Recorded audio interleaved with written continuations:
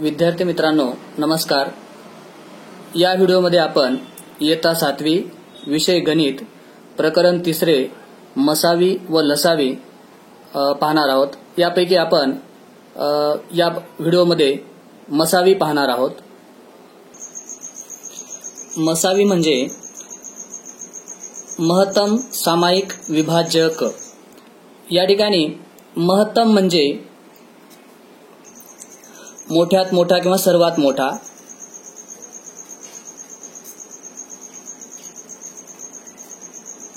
आणि सामायिक म्हणजे सारखा, आणि विभाजक म्हणजे भाग पाडणारा किंवा विभाजन करणारा, पाडणारा किंवा पाडणारी संख्या। म्हणजे दिलेल्या संख्यांची एखादी जी मोठ्यात मोठी अवयव पाडणारी संख्या असते, सामायिक संख्या असते दिलेल्या सर्व संख्यांना, त्यांनाच आपण मसावी असे म्हणतो। आता यासाठी आपण उदाहरण घेऊया, उदाहरण पाहूया।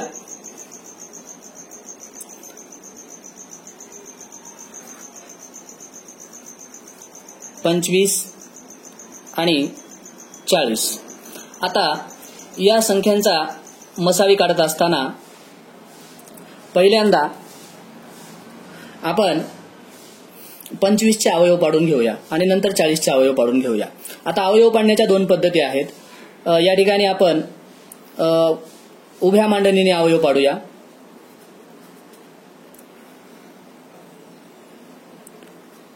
उभी मांडणी।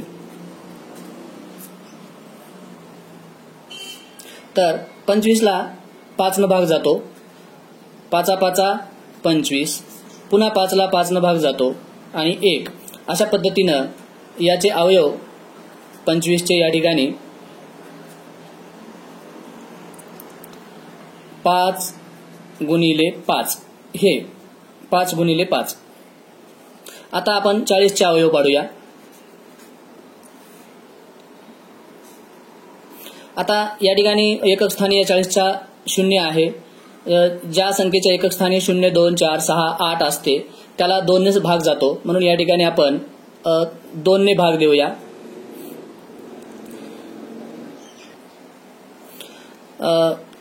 बेदोनी 4 म्हणजे भाग 2 चा बसला, 0 ला 0।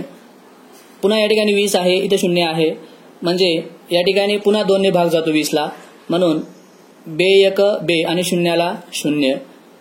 10 ला सुद्धा 2 ने भाग जातो, बे पंचे 10, 5 चा भाग बसतो, आणि 5 ला मात्र 2 ने भाग जात नाही किंवा 3 ने जात नाही। 5 ही मूळ संख्या आहे म्हणून 5 नेच भाग जातो, आणि 5 1 5।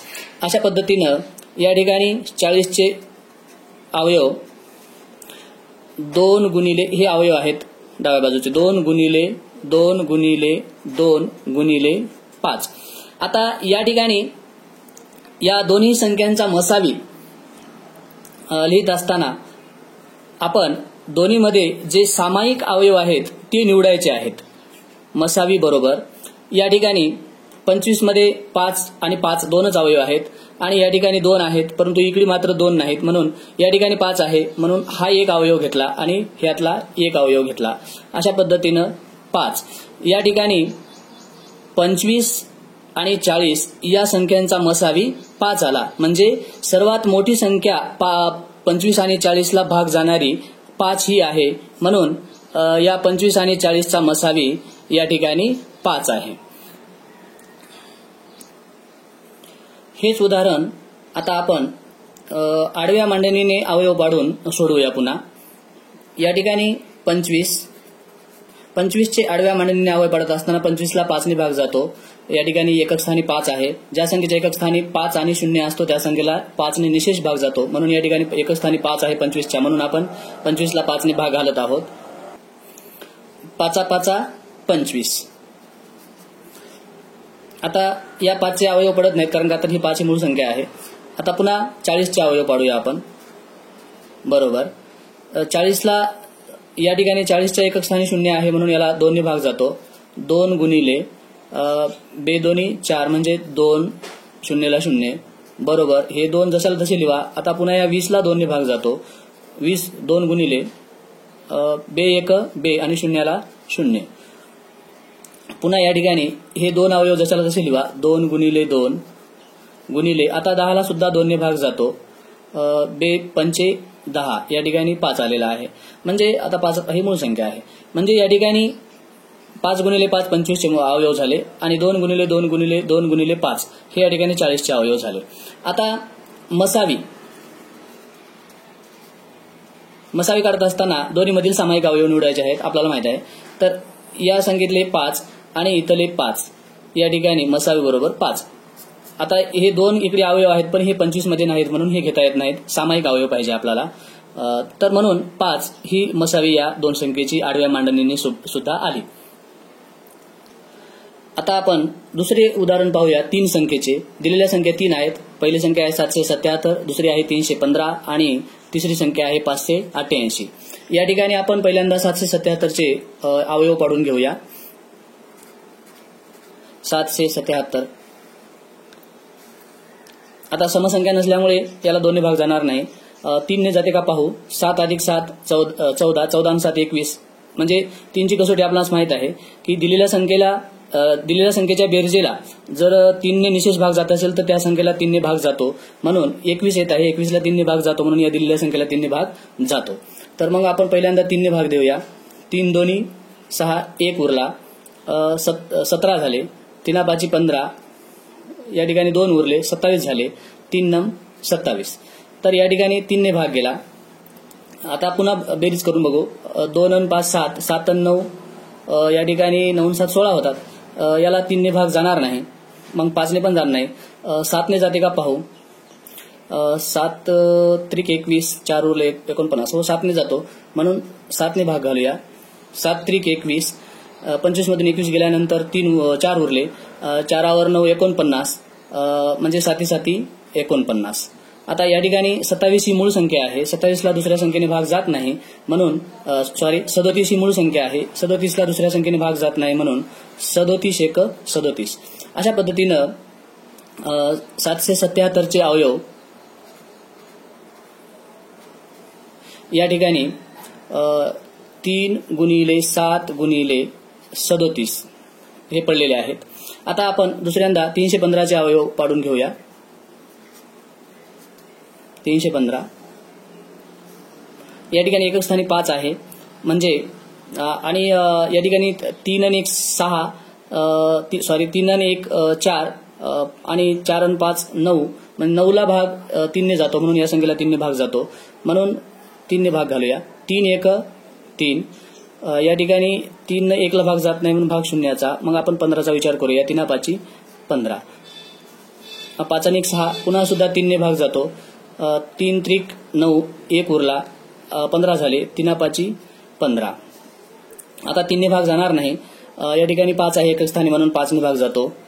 5 7 35 7 न आणि 7 ला 7 नेच भाग जातो. 7 1 7. अशा पद्धतीने आपण या ठिकाणी 315 चे अवयव पाडून घेतलेले आहेत. 315 बरोबर 3 गुणिले 3 गुणिले 5 गुणिले 7. अशा पद्धतीनं आता तिसऱ्यांदा आपण 588 च्या मूळ अवयव पाडून घेऊया.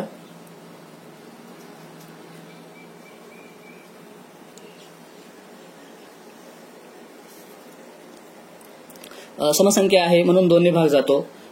बेदोनी 4 1 उरला 18 झाले. 92 18 आणि बेचोक 8 पुन्हा सुद्धा समसंख्या आलेली आहे म्हणून या ठिकाणी पुन्हा 2 ने भाग जातो. बे 1 बे बेचोक 8 1 उरला. बे 7 14 4 आणि 1 5 5 आणि 7 12 12 ला 3 ने भाग जातो म्हणून या संख्येला 3 ने भाग जातो 147 ला. 3 चौक 12 2 उरले आणि 3 9 27. आता 49 ला तुम्हाला माहित आहे 7 ने भाग जातो. 7 7 49 आणि 7 1 7. अशा पद्धतीनं आपण या ठिकाणी 588 चे पण मूळ अवयव पाडून घेतलेले आहेत. तर या ठिकाणी आपण 588 चे अवयव लिहूया पुन्हा. बरोबर 2 गुणिले हे डाव्या बाजूचे सगळे मूळ अवयव आहेत किंवा अवयव आहेत. 2 गुणिले 2 गुणिले 3 गुणिले 7 गुणिले 7. आता आपल्याला मसावी काढत असताना या ठिकाणी 777, 315 आणि 588 यांच्या अवयवामध्ये जे सामायिक अवयव आहेत ते आपल्याला घ्यायचे आहेत. याच्यामध्ये 3 आहे, 777 मध्ये याच्यामध्ये पण 3 आहे आणि याच्यामध्ये पण 3 आहे. म्हणून 3 हा अवयव आपल्याला सामायिक अवयव आहे म्हणून घेता येईल.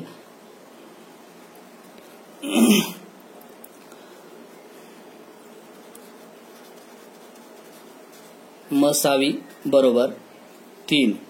आता या ठिकाणी 7 आहे, इथं पण 7 आहे आणि इथं पण 7 आहे म्हणून 7 सुद्धा निवडता येईल आपल्याला.